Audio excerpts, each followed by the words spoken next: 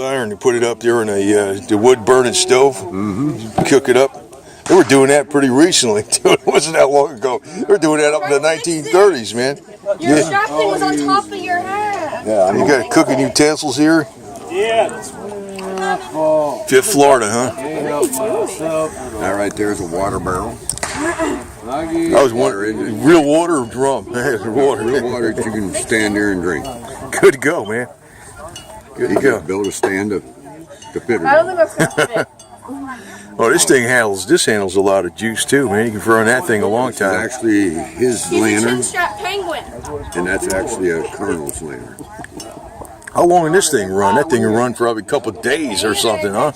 Yeah. It runs all night. Oh, easy, huh? With that thing on it. That's a tanker. That's pretty. It's amazing they don't make them like that anymore. I never saw that. And instead of using regular kerosene or something like that, like they used back then, Yeah. and how it always sooted up the chimney on your glass, Right. what we use is charcoal lighter fluid. Oh, like a okay. It's clean. Yeah. And you turn your flame down low, Yeah. and it throws out a bright light, and Yeah, keeps probably your true. goods clean. You Yeah. don't have to get in there or have some little kid get their hand in there and clean it. Yeah. If you run it low, it won't soot up bad. But then again, it probably ain't putting out much light if it's got kerosene. But with the lighter fluid, Yeah, kerosene, you got to put it tall and then it smokes. Smokes, And then you yeah. got the smoke in there.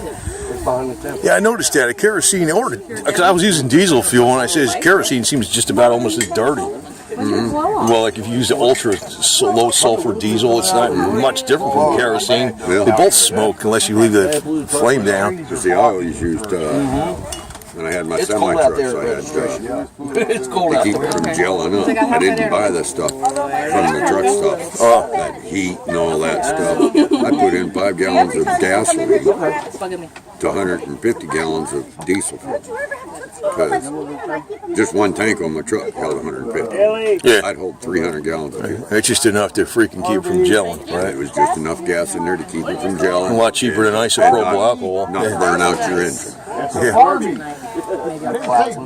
I bet these tents cost a few bucks too, huh? Well, they've been around a long time. Little one right there. Yeah, To buy it used, yeah. you're probably looking at about 60 to 80 bucks used. Well, ain't that bad. But to buy it new, you're probably looking at about 250. I know that big one cost. Was that hospital for H? Yeah, that's the hospital.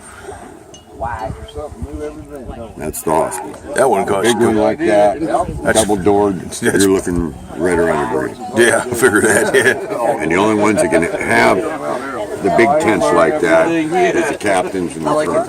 It's Confederate Baker tent like they got, today, the Baker tent, right? It all needed help on one. Yeah. Now privates, we have to have the A-frame tents. Yep. Now that's the big A-frame. Yep. Oh yeah, I And just got that's the back small one. And they actually had ones that were smaller yet than that you couldn't stand up. They were just Yeah.